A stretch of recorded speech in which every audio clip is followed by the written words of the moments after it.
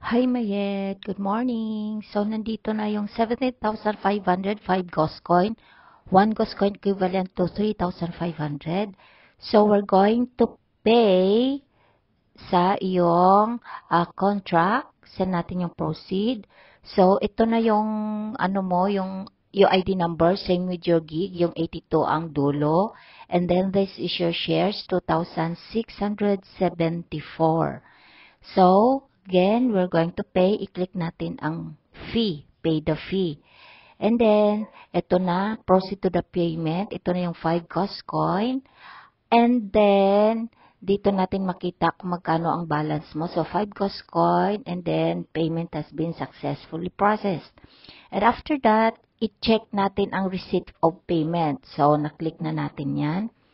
At already paid. And then after that, mag-wait na lang tayo pag okay na dahil magme-message ang company na you're going to sign the signature. So, i-check natin ang Ghost Coin mo, kung magkano, magiging 0 kasi binayad mo na.